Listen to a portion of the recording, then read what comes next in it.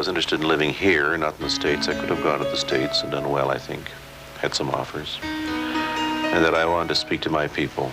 Pierre Burton, a champion of Canada and all things Canadian, dies at the age of 84. And the U.S. President on Parliament Hill. And I want to thank the Canadian people who came out to wave with all 5 fingers for... Day 1 of the visit. Today, we're standing together against the forces of terror. Day 1 of the protests. I made some decisions, obviously, that some in Canada didn't agree with. What he and Paul Martin talked about, including the controversial subject which wasn't supposed to be on the agenda. The National. From Ottawa, here is Peter Mansbridge. And good evening from the nation's capital. We're here, of course, for George Bush's first official visit to Canada. But we begin with a very different story, the passing of a Canadian icon.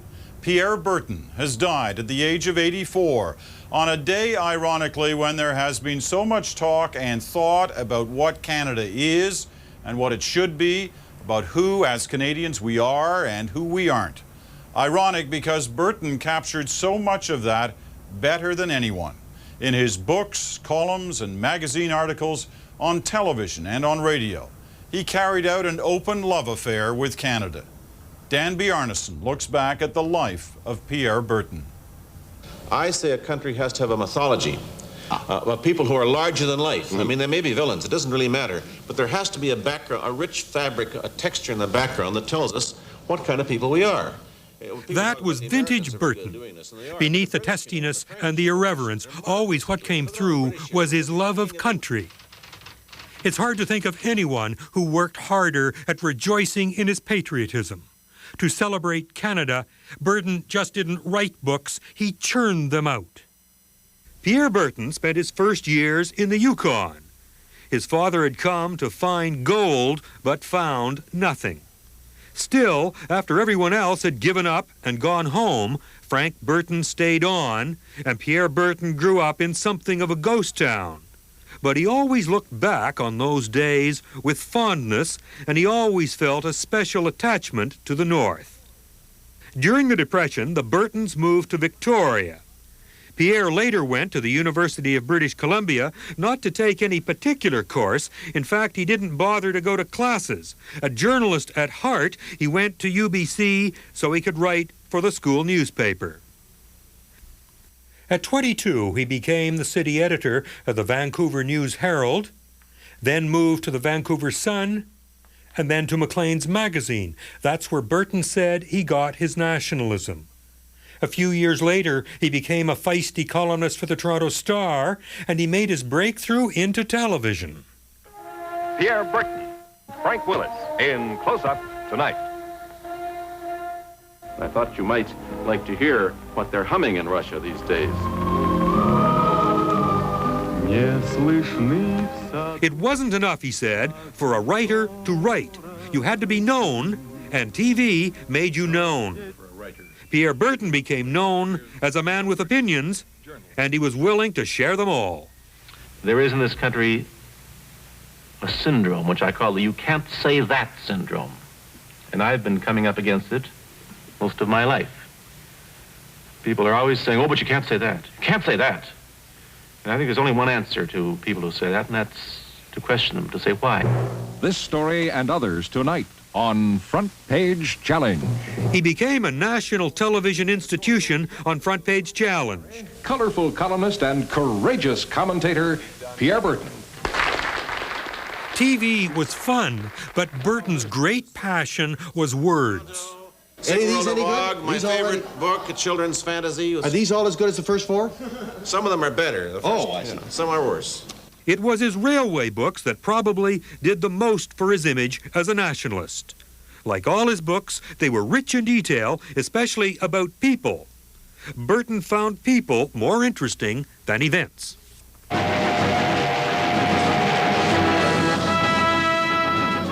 The CBC turned his books on the building of the CPR into a television series with Burton himself as narrator. Together, they had managed to complete the impossible railway and join the nation from sea to sea. Burton just wanted to go on writing more books and enjoying his family, and he wasn't happy about growing old. There's no use pretending that it's nice to be old. I mean, I cannot stand these dreadful patronizing newspaper articles and magazine pieces in which they say how wonderful it is to be a senior citizen. It isn't wonderful. It's wonderful to be young. There's nothing nice about being a senior citizen, but what you can do is to make the best of it. Burton's body grew frail. He's seen here at a CBC celebrity luncheon a year ago, but his mind remained sharp and alive. And as I said, I hailed a cab, and I got in the cab, I would turn around and said, "I saw you on TV last night." I thought to myself, I think this medium is here to stay. His delightful sense of the absurd was never more telling than when only last month he gave Rick Mercer a lesson in rolling joints. First of all, you need a good rolling service. May I suggest either the National Dream or my latest book, Prisoners of the North. Through all the fun, Burton remained deadly serious about his favorite subject. I long ago decided that this was my country, that I was interested in living here, not in the States. I could have gone to the States and done well, I think, had some offers, and that I wanted to speak to my people, and that if they listened, I wouldn't care if anybody else listened. Danby Arneson, CBC News, Toronto. Well, tonight, Burton's death is being felt by his colleagues right across the country. They are remembering their friend as a man of energy and enormous talent. Melissa Fung has that side of the story. Jean-Paul McEwen looked at her watch. She was waiting for her field operators to report on her racial prejudice survey. For generations, Pierre Burton breathed nationalism into Canadian literature, inspiring Canadians to be, well, Canadian. Because he was such a superb writer, he made people want to read them. They were a wonderful reading. And he created an appetite for Canadian history that hadn't been there before. Fellow author and activist June Callwood was a longtime family friend. Her first impressions were, in many ways, also her last ones. Pierre had an enormous amount of energy. He had to put somewhere. He could not write. He just finished his 50th book. I saw him right after he came back from Cuba with a heart congestion that looked like it was going to finish him. He came back on an ambulance plane from a vacation in Cuba. He said, "I'll never write again." And I said, "Oh, I don't believe that." Well, that was putting it mildly. He was writing another book within weeks after that. So, boy, come on down. Burton and his wife, Janet, raised 8 children over nearly 60 years of marriage. Tonight, his eldest son, Peter, released this statement. He was a very strong guy and he fought like hell, but he died peacefully with his family around him. I can't think of anyone else who led a better life, a more exciting life, a more fulfilled life. He was great. His career was also a celebrated one. 12 honorary degrees, 3 Governor General's Awards, the Order of Canada. But his real legacy, says this historian, was how he single-handedly popularized Canadian history. I think he gave a romance to Canadian history. He also wrote in a way and was published in a way that made a lot more Canadians read about their history than probably they would have otherwise. It's a real tragedy to lose a man of his ability and his dedication. And he just had a great passion for Canada. Author Mel Hurtig was a close friend for 45 years. Oh, he was such a nice guy, a good sense of humor, proud, and he hated what he called anti-Canadians, people who put Canadians down and people who weren't proud of their country. I loved him for that. He was, Hurtig says, the quintessential Canadian. But in his birthplace, he'll be remembered as something else. As a Yukoner, I'm really sad that Pierre is gone because I think he was basically the Yukon's best friend. You know, we've got this greatest Canadian thing going on. I think in a lot of ways he was the greatest Yukoner. But many say his place belongs indeed with the greatest Canadians. And now that he is gone, they aren't sure if there will ever be anyone quite like Burton. Melissa Fung, CBC News, Toronto. Betty Kennedy was a good friend and a close colleague of Pierre Burton. They appeared together on the panel of Front Page Challenge for more than 30 years. Betty Kennedy joins us tonight from her home in Campbellville, just west of Toronto. Mrs. Kennedy, how are you remembering Pierre Berton tonight? Well, the last time I saw him was not very long ago at a dinner that was honoring and a fundraiser for his home, which has been set up as a gift from him as a writer's retreat.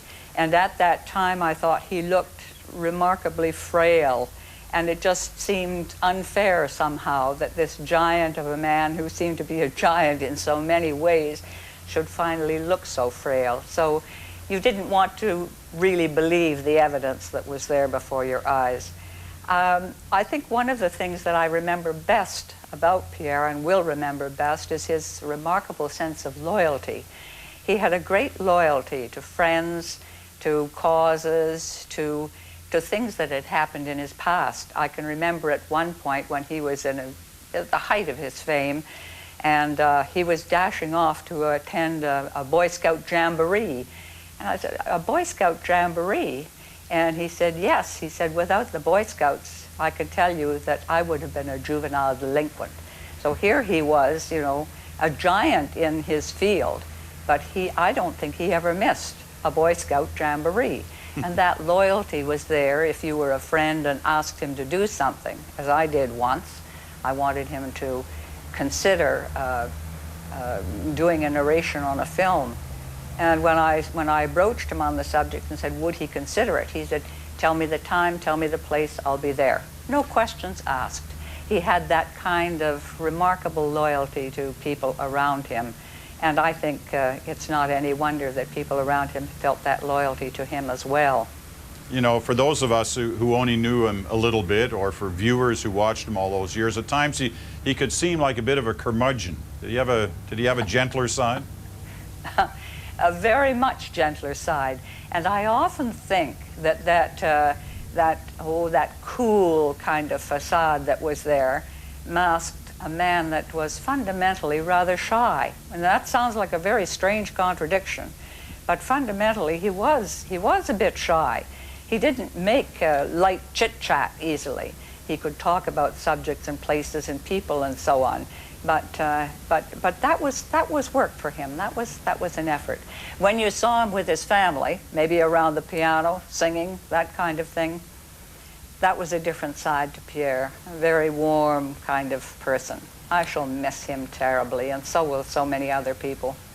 You know, we've heard a number of people talk tonight about how prolific he was as an author. You've written books. He wrote 50. Can you believe it? I cannot even begin to imagine it, Peter. I can't begin to imagine it, because I know the work that goes into it. But he was certainly one of the most prodigious workers. And I know that June made some reference to him not being able to not write, and I think that's quite true, quite true. He had a good sense of humor too, and he didn't even mind if the joke was on himself. On one show that we were doing a front page out of Halifax, we all suspected that Patricia Neal was going to be the guest, and when the camera came to Pierre, he said, "I would recognize that voice anywhere. You are Patricia Neal," which was great, except it turned out to be Joan Fontaine. And nobody was more amused than Pierre. We're going to leave it at that. But Betty Kennedy, thanks so much for joining us tonight. We really appreciate it. Thank you. Betty Kennedy speaking to us from her home in Campbellville, Ontario. The funeral for Pierre Berton will be private, but the family says there will be a public celebration of his life at a later date.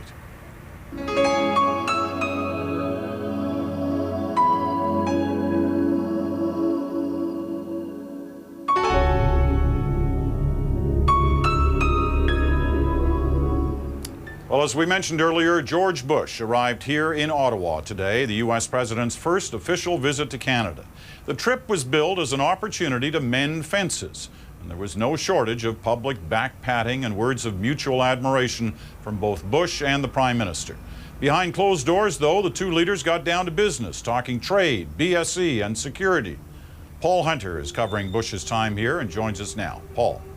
Peter, this trip was a long time coming for George Bush, and though he'll be back home by tomorrow afternoon, both sides are keen on making it a meaningful, if quick, trip north.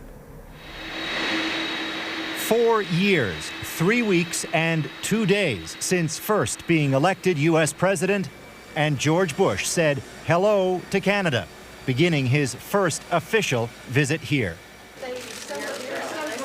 Billed a working visit, he's in this country a mere 26 hours, so it's largely as free of ceremony as it is tight on security.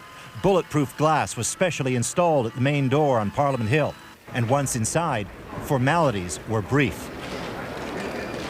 Then the work began. Nearly 3 hours of meetings between Paul Martin and his American guest. The focus, rebuilding a relationship between the two countries that's lately turned sour, though Bush said later he sees no evidence of that. I frankly felt like the reception we received on the way in from the airport was very warm and hospitable, and I want to thank the Canadian people who came out to wave with all 5 fingers for their hospitality. The meetings were called informal, but much was talked about. Improving border security and speeding up border crossings, perhaps adding a bridge at Windsor, Ontario. Pledging to combat terrorism around the world and to push for democracy in the Middle East. On trade sticking points, an emphasis on resolving the mad cow disease matter quickly and to look for better ways of resolving other matters, such as softwood lumber. They call it all a new partnership. This work plan is aimed at achieving practical results for the people of our countries.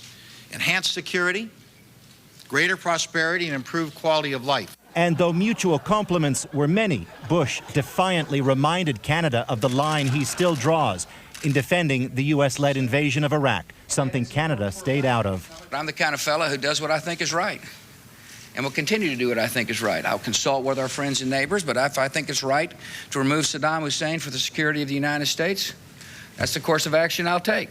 Still, the overall vibe, as predicted, was a friendly one. Likewise, said Stephen Harper after his brief meeting with Bush later.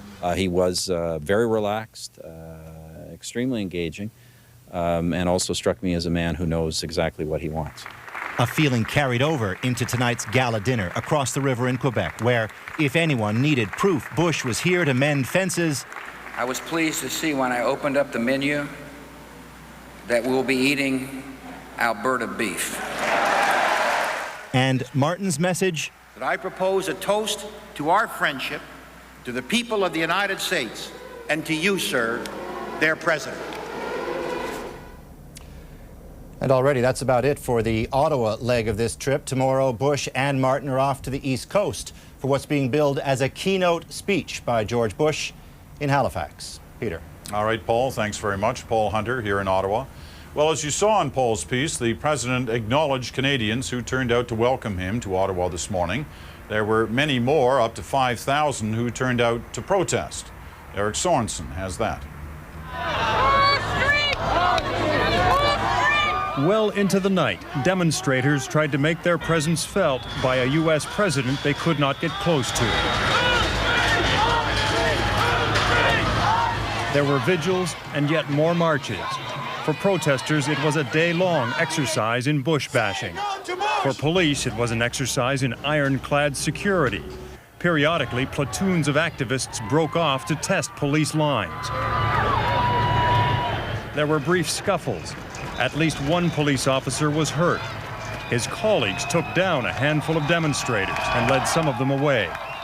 But so impenetrable was the ring of security around the U.S. president that demonstrators were lucky to catch a distant glimpse of the Bush motorcade as it sped through the capital's downtown streets from one appointment to the next. Still, the crowds were large enough, 5,000 or more, to send a clear message that many Canadians are vehemently opposed to the U.S. president, his policies, and his visit to Canada. Bush is here for one reason, and that's to make war. He's here to build fortresses. He's here to co-opt Canada further into his illegal, immoral, and barbaric war on terror. The last time a U.S. president faced anything like this kind of welcome in Ottawa was when another Republican, Ronald Reagan, came in the 1980s. I come here to tell the people, the world, I'm against Bush and what he's doing.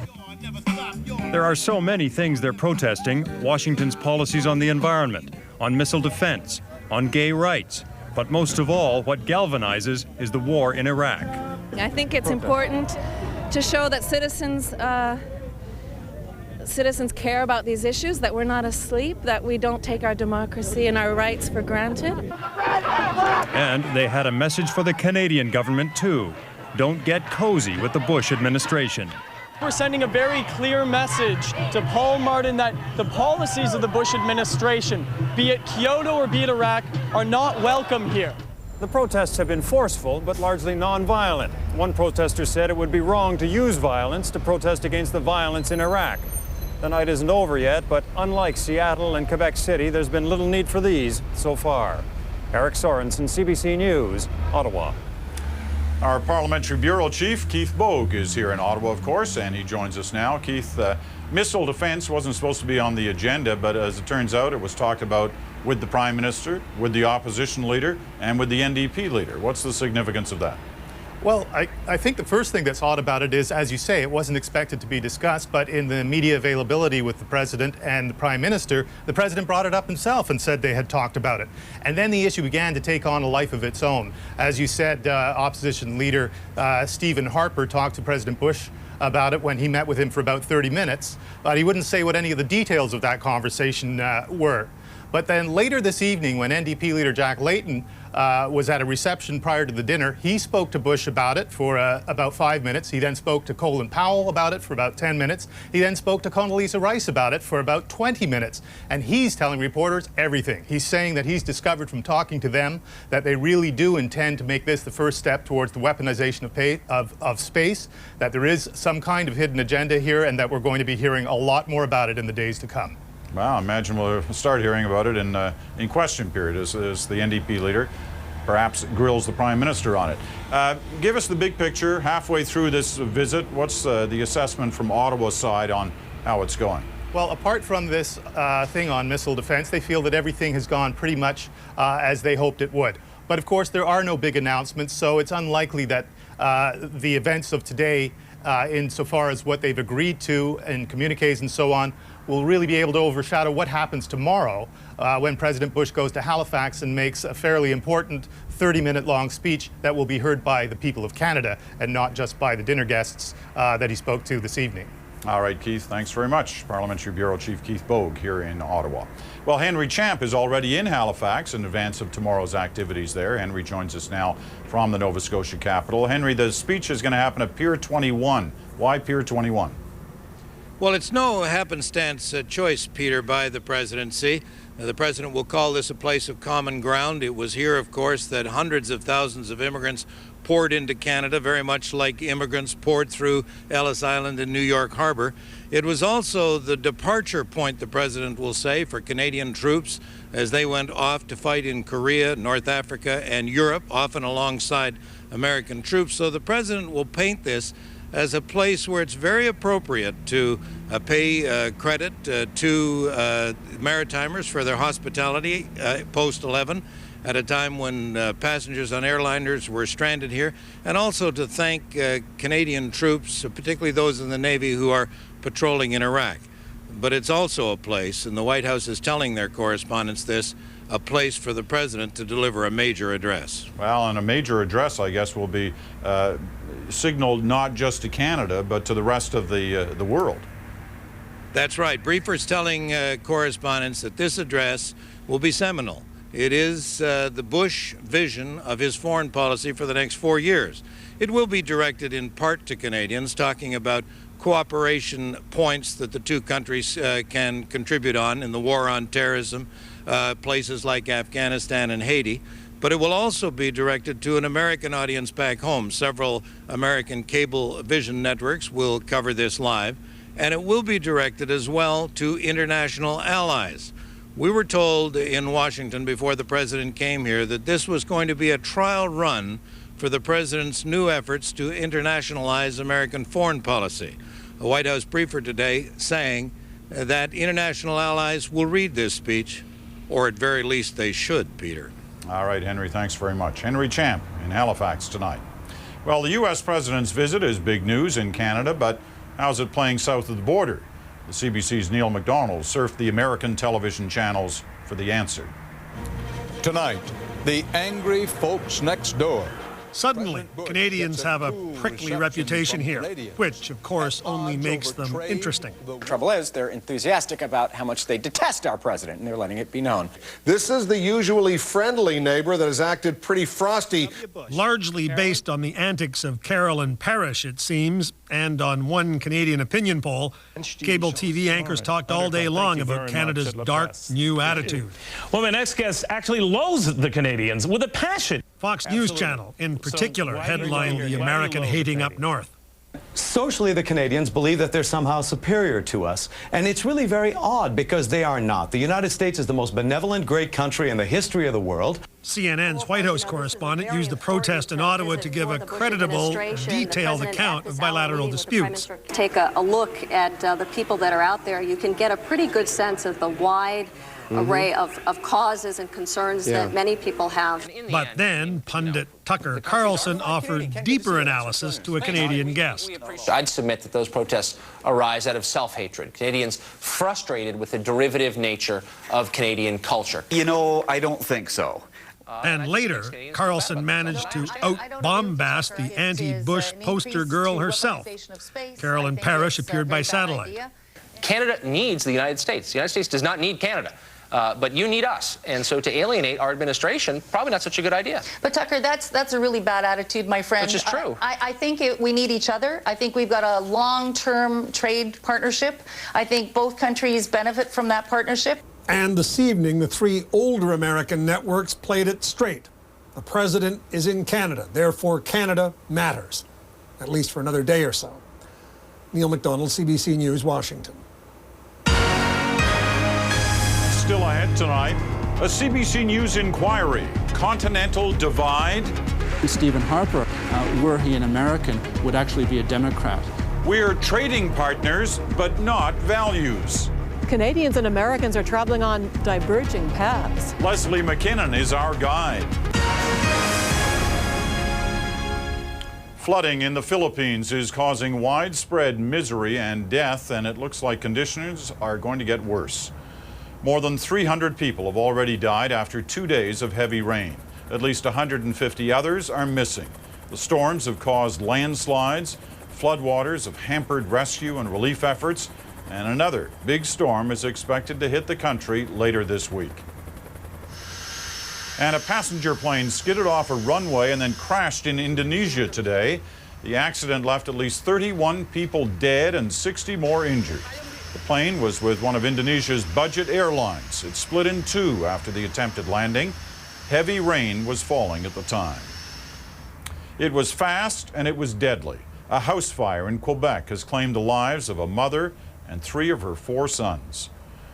It started shortly after midnight in a small town about 100 kilometers north of Montreal, and it's hitting the community very hard. Michelle Guinard reports. Almost everyone in this small rural community knew someone in the Durand family. The mother, Linda Osselin, worked at the only grocery store in town. They were such sweet people, says this man. Shortly after midnight, her husband, Pierre Durand, left to start a shift as a truck driver. His teenage son was sleeping in the living room. Somewhere around 1:30 in the morning, Marc Olivier woke up. He tried to go upstairs and help the members of his family, but he got burned, so he went outside, and then when they tried to come in again, it was not possible. Firefighters were there within 12 minutes of getting the call, but it was too late. Linda and 3 of her boys, aged 7, 10, and 11, were dead. Many of these men, including Fire Department Director Jean-François Bruneau, knew their father well. They're sending a counselor to the fire station, he says. A lot of the guys are feeling they didn't do enough to save his family. I told them we did 200%, and some fires just go wrong. We have to believe we did all we could. Police tracked down Pierre Durand before he could hear the news on the radio. They brought him to this hospital in Montreal to be with his only surviving son. Marc Olivier is suffering from severe burns to most of his body. His closest friends took the day off school to deal with the tragedy. He lost his mother and his 3 brothers, says this girl. We want him to know we love him and support him. Investigators are still trying to determine the cause of the fire. There's no word when the bodies will be released for burial. Michelle Guinard, CBC News, Saint-Jean-de-Mata, Quebec. An update now on the little girl shot while riding a Toronto bus on Sunday night. 11-year-old Tamara Carter has been moved out of critical care, but her mother says the child could lose her eyesight. Meanwhile, police say they're frustrated by the lack of witnesses. Even though 40 passengers were on the bus, only a few have come forward with information. Not very far from here, a portrait of Kim Campbell was unveiled today. It will hang in Parliament alongside the other former Prime Ministers of Canada. Campbell says she is deeply honored to be Canada's first and only female Prime Minister. She held the job for 4 months in 1993 after taking over as head of the Progressive Conservative Party from Brian Mulroney. Lackluster economic data, some suggesting Canada's economy may be slowing down, sent stock markets into retreat today. Here's a look at today's closing numbers.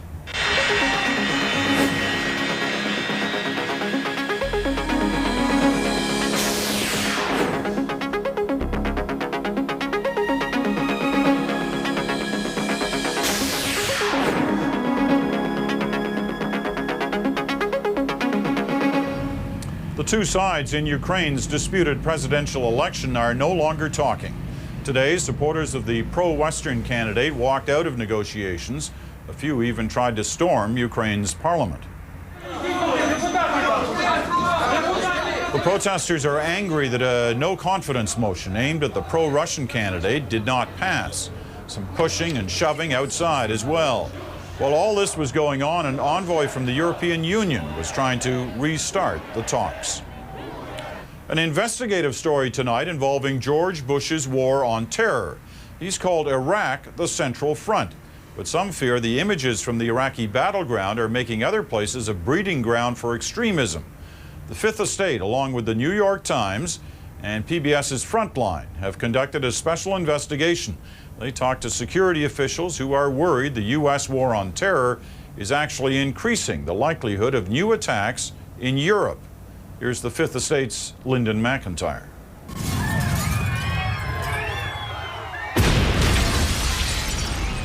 Madrid, March 11th this year.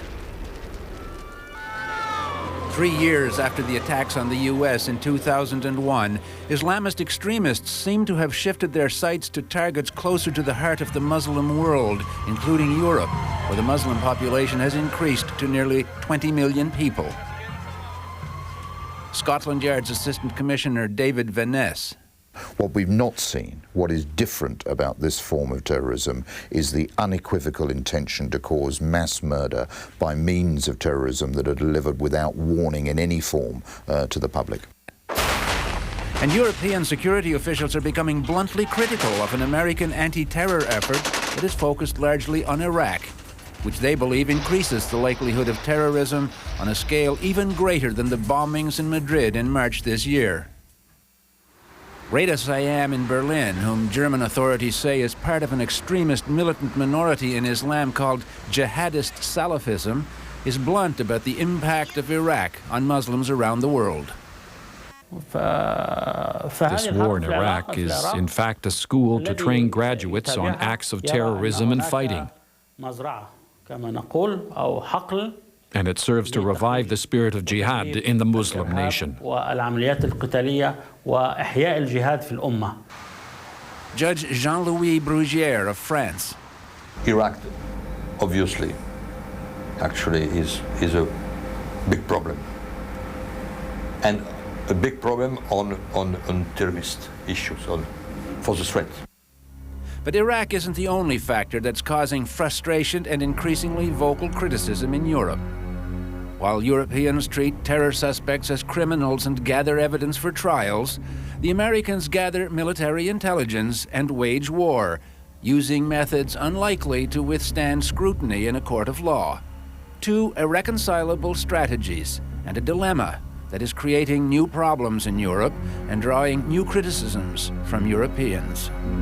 Prepare to die now. Meanwhile, the stakes are being raised by radical Muslim leaders like Abu Abdullah in London. Allah says in the Quran, fight them as they fight you, lie in wait for them, and smite them at their necks. For The National, I'm Lyndon McIntyre in Toronto. Lyndon's entire investigative report will air on the Fifth Estate tomorrow night. That's at 9 p.m. Eastern on CBC Television, 9:30 in Newfoundland.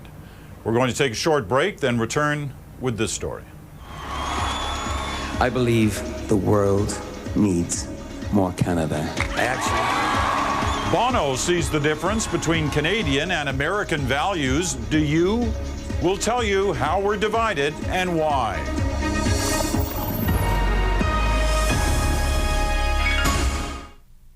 And we'll come back to The National after their commercial break for some more coverage of the president's visit to Canada. Tomorrow, President Bush is in Halifax, Nova Scotia, where he'll thank residents there for their actions following the terrorist attacks of September 11, 2001. You can see that live at 10:15 a.m. Eastern on our companion network, C-SPAN 3. Tomorrow on C-SPAN's Washington Journal, more about President Bush's visit to Canada with Toronto Globe and Mail columnist Margaret Wente. The status of possible elections in Iraq with Phoebe Marr from the U.S. Institute of Peace. And Iran's nuclear program with Roel Mark Garrick of the American Enterprise Institute. All starting live at 7 a.m. Eastern.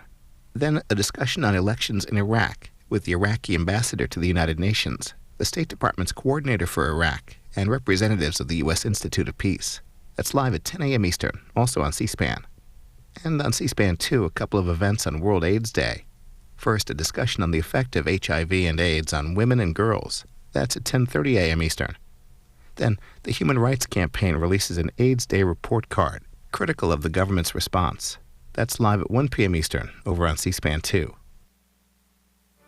The electric Kool-Aid acid test helped define the 60s and also shape the new journalism movement. And Sunday, it's your chance to ask Tom Wolfe the questions live on Book TV's In Depth. Tom Wolfe is the winner of the National Book Award for The Right Stuff, and his first novel, The Bonfire of the Vanities, became one of the best-selling books of the 80s. His latest is I Am Charlotte Simmons. Sunday, live, an in-depth conversation with Tom Wolfe at noon Eastern, 9 Pacific, on Book TV's In Depth. Also this weekend on Book TV, Illinois Senator-elect Barack Obama. He was in New York last week discussing his memoir, Dreams from My Father, as well as his current expectations. I continually do this not because I'm interested in a particular political title or like people calling me senator, but that I'm doing it because I've got a core set of values that I think have to be advanced, and that my individual salvation depends on our collective salvation. Barack Obama, Sunday at 3 and 11 p.m. Eastern, on Book TV, only on C-SPAN 2.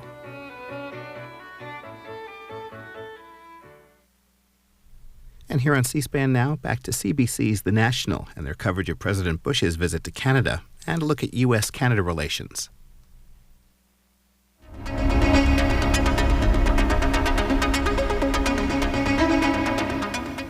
Well, we've been talking a lot this week about Canada's relationship with the United States, not just about trade and politics, but also the personal relationship between the two countries. Canadians may think they're being obliterated by American values. Well, think again. When it comes to what Canadians say is important, there is a continental divide, one that's growing ever wider every day. Here's The National's Leslie McKinnon.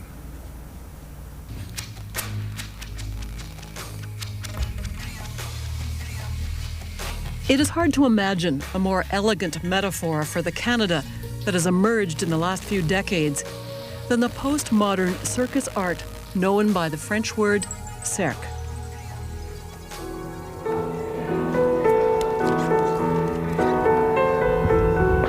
This new art form has developed out of Canada's unique National Circus School, which started teaching circus arts in Montreal over 20 years ago.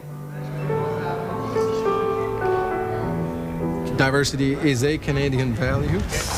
Diversity of the students here coming from all parts of the country, but also from many other countries in the world. Marc Lalonde is director of the school. Who sometimes arrive here in Montreal and don't even know speak either French or English, and learn these two languages at school in order to be understood. So BIPS creates a cultural pool, very interesting. Very interesting for Canadians who suddenly have access to an international network of friends in circus arts. This nouveau circus is risk-taking, boundary-breaking. It has its parallels in Europe, but the United States has nothing like this. American circuses tend to be old world, the three-ring big top.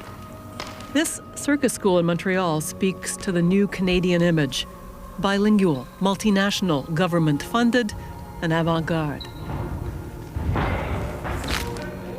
So I think it is a tremendous kind of postmodern hybridization. Canada, as we're multicultural, we're at home in the world should be at home here.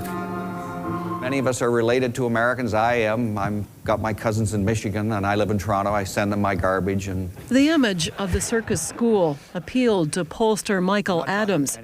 He's written books about the decades he spent at the research firm Environics, tracking Canadian and American values. We were supposed to be the shy, deferential people who were, deferential to traditional authority, and the Americans were the revolutionaries, but I found them more traditional and us more individualistic. So that was making me start to question some of the traditional mythologies about the two countries.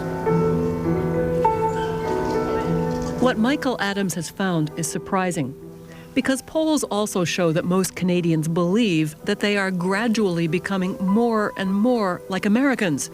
His research shows the opposite, that Canadians are questioning and turning away from traditional hierarchies and old authorities. Even though Canada is integrating more and more economically with the United States, Canadians just aren't becoming more like Americans, socially and culturally.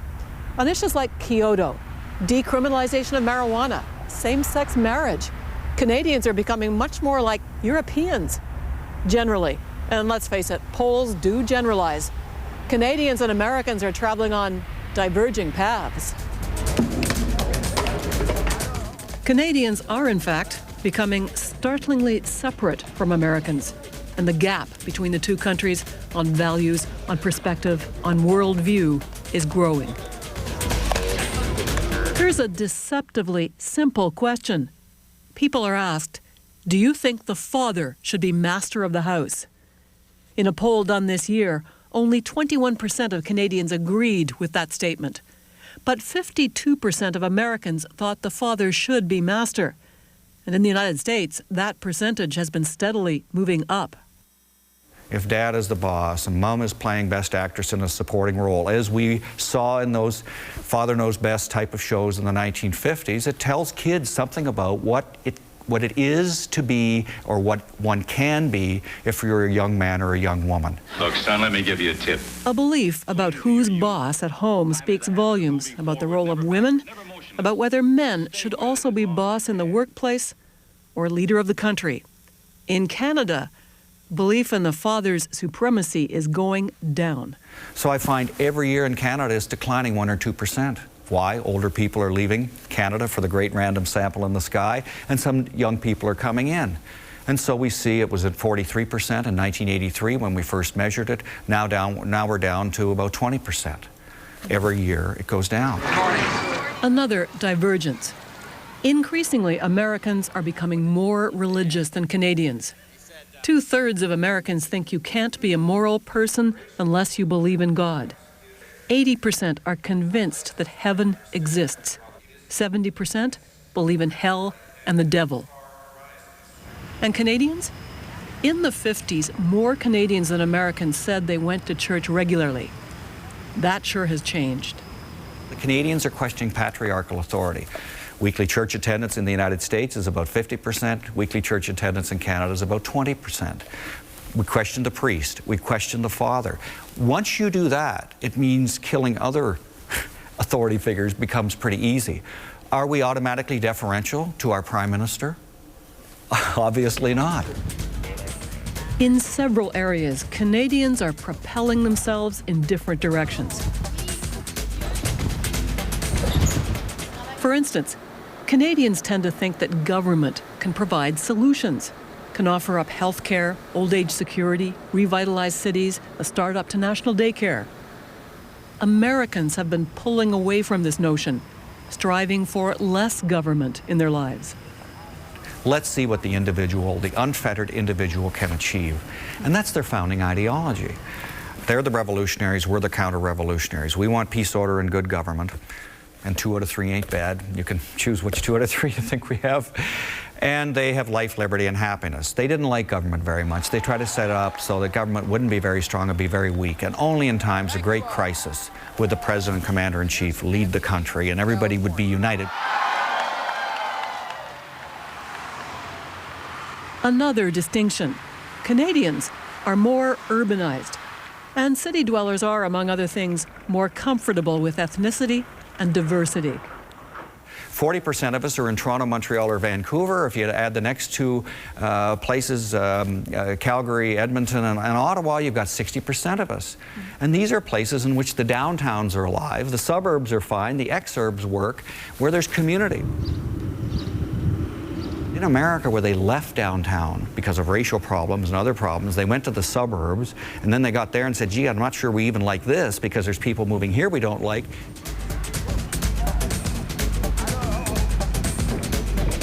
If these figures show that Canada is becoming more autonomous, tolerant, egalitarian, it's tempting to conclude that this is mostly because of the presence of Quebec.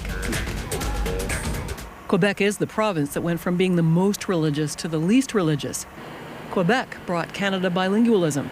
It's brought Canada most of its prime ministers lately. Quebec's values have undoubtedly skewed the numbers to a degree. But the same diverse, open European influences are all over Canada. Take Vancouver. Michael Byers teaches political science at the University of British Columbia and for a time directed a Canadian studies program in the United States. There's a reason why Vancouver is sometimes called the left coast, or why Bill O'Reilly from Fox News calls Vancouver Vansterdam. There is a great deal of social tolerance in the lower mainland of British Columbia that's reflected in the pot cafes, in the safe injection sites, and in the widespread sex trade, which is tolerated by the authorities in this city and in this province. If Canada and the United States are diverging sharply in values, there are 2 facts to keep in mind. First of all, 50 to 70 million Americans share what might be called Canadian values. Most were Kerry voters, and we know where they are: New England and the west coast of the U.S. But it's the Americans in the so-called red states, the Bush voters, whose numbers are growing. Secondly, Canadians elected Conservatives to fill a third of Parliament seats. Does this mean Canadians' values might be shifting to become more in line with the right-of-centre issues that helped elect George W. Bush? According to some, not with these Canadian Conservatives. I consider myself a red Tory. There is a great deal of space on the Canadian political spectrum, but the spectrum as a whole is significantly further to the left than it is in the United States. Even Stephen Harper, I would suggest, were he an American, would actually be a Democrat. Stephen Harper supports universal health care, for instance. The only people who outpromised the Liberals on health care spending were the Conservatives. Conservatives, Canadian Conservatives, right? And in America, what were they talking about, of course? They were talking about moral values as number 1, moral values, terrorism, and then maybe the economy. Where's the social agenda? But it begs saying that the United States is a dynamic and exciting society, and their economy is more productive than Canada's. There is much to admire about the American ideal of rugged individualism. Canada's values are tilted more towards compromise, accommodation, and shared responsibility. And we're saying, you know, maybe a little bit of socialism isn't so bad after all. And we want to win, you know, best country in the world on quality of life. And if they want to have the highest standard of living, and we'll say, well, that's fine. Since we're talking... Remember this ad during the 1988 free trade election and the fears it invoked? Here we are, a decade and a half later. My name is Bono, and I am a rock star. This is more rock and roll than I thought, really. The border didn't disappear. And Canada is still uniquely itself. I believe the world needs more Canada. I actually believe.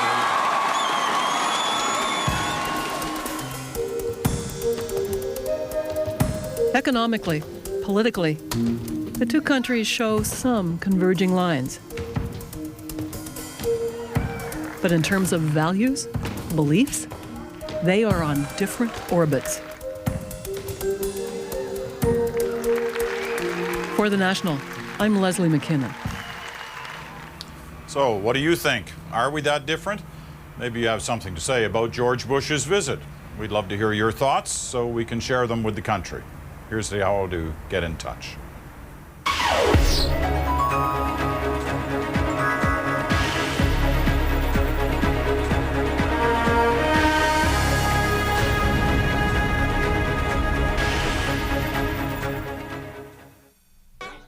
And we'll come back to the CBC's The National after their commercial break for the last segment of tonight's program. A bit later here on C-SPAN, we'll re-air portions of the newscast on President Bush's visit to Canada and relations between the two countries. Saturday on C-SPAN Radio, Part 3 of an exclusive oral history interview with Robert F. Kennedy from 1964. In this never-before-aired interview, RFK talks about legendary FBI head J. Edgar Hoover. For both of our interests, it was smooth. I don't think I knew that he didn't like me. I wouldn't be his way of operating. And obviously, it made it difficult for him for the first time since he'd been director of the FBI. He would have to take instructions or orders from the Attorney General of the United States and couldn't go over his head. The Robert F. Kennedy Oral History, Saturday at 10 a.m. Eastern, exclusively on C-SPAN Radio. And you can find C-SPAN Radio at 90.1 FM in the Washington-Baltimore area. It's also available on Sirius and XM satellite radio. The 800th and final book notes is Sunday night. University of Virginia professor Mark Edmondson talks about the importance of reading from his new book, Why Read? The last book notes, this Sunday at 8 p.m. Eastern on C-SPAN. And get a copy of the Book Notes book. It's available for 30% off directly from the publisher. That's $21, including shipping and handling. Book Notes on American Character is a great gift for anyone who loves history and politics, and a must-have for Book Notes enthusiasts. The book is a collection of short stories from Book Notes interviews on topics like FDR's spy ring, the problem of illegal immigration, and the roots of American violence. Book Notes on American Character, available now directly from the publisher for 30% off. That's $21, including shipping and handling. Get your copy at publicaffairsbooks.com/booknotes. Thoughtful conversation continues Sunday evenings on C-SPAN with Q&A. Q&A premieres December 12th at 8 p.m. Eastern. Look for accomplished individuals from many professions talking about timely issues. And on C-SPAN's companion network, C-SPAN 2, you can continue to enjoy the latest nonfiction authors every weekend, all weekend on Book TV. The newest book feature, Afterwards, begins January 2nd at 6 and 9 p.m. Eastern. Look for journalists, members of Congress, and other public officials interviewing nonfiction authors about their recent books. Now back to our simulcast of CBC's The National. Attitude that the nation is not one that accepts you. Instead of fighting within a system, instead of voting and fighting for a political system that you believe in, you gave up on your country and you moved out. Good riddance. I'm Sarah Keaveney-Voss in Charlottetown. I'm a dual citizen who's chosen to live in Canada. I'm not a fan of Bush's policies. However, we got to play with the team on the field. The Canadian voice is respected throughout the world. If our government put out a call to the brightest minds to bring them together in one room, I think we could come up with a better plan. The American approach is not working, so now's the time for us to reach out a helping hand with strength and dignity, because it's easier to reach out for help when you've got something to hold on to. Is it not more unpatriotic to stand idly by and not question those who you feel are misrepresenting you and your country to the rest of the world? Keeping an eye on those elected to government is a cornerstone of democracy. Sreko Zizakovic, Calgary. My name's Mike Lewick. I'm from Winnipeg, And I'm quite wary of the anti-Bush, anti-American sentiment in Canada lately. To me, it seems like it's a distraction from some of our own problems at home, whether it be a failing healthcare system or crumbling cities, obsolete military equipment, or simply a failure to win the Stanley Cup the last 11 years. Those are all Canadian problems, and to simply say I hate Americans or I hate Bush may make us feel better, but doesn't solve any of those issues. The I'm right and you're wrong approach does not work. Many would impose their ideas on others, but never accept the same from opposing points of view. Until we relearn how to communicate and hear each other's point of view, we will not solve anything. John Bryan, Peterborough, Ontario. My name is Allison Maxon and I'm from Caledonia, Ontario. I'm 17 years old and I consider myself an increasingly proud Canadian. From watching last night's program and talking to other Americans I know, I believe that the difference between us lies not in our difference in morals and beliefs, but more in the difference between the way that we embrace and accept those differences. I know that I will always be proud to single Canada. Just some of the many messages we received after last night's National. Many are expecting tomorrow to be the high point of George Bush's visit, his trip to Halifax. It will certainly highlight some stories many Canadians haven't heard about. Norma Lee MacLeod will tell us about that, explain why the Maritimes have such a close connection with the United States. You know how Newfoundland and Labrador came to the aid of so many Americans after the September 11th attacks. Well, Tom Murphy will introduce us to some of the Nova Scotians who did the same. And Rex Murphy will have some thoughts on his own of why he feels the U.S. president's visit is so important. And that's the National for this Tuesday night from the nation's capital. Remember, you can get news on the hour on NewsWorld and at any time on our website at cbc.ca. I'm Peter Mansbridge. Thanks for watching. See you tomorrow night from Halifax.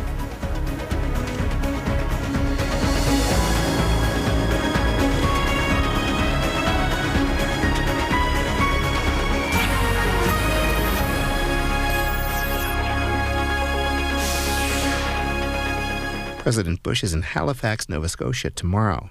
He'll give a speech on Canada's response to the terrorist attacks of September 11, 2001.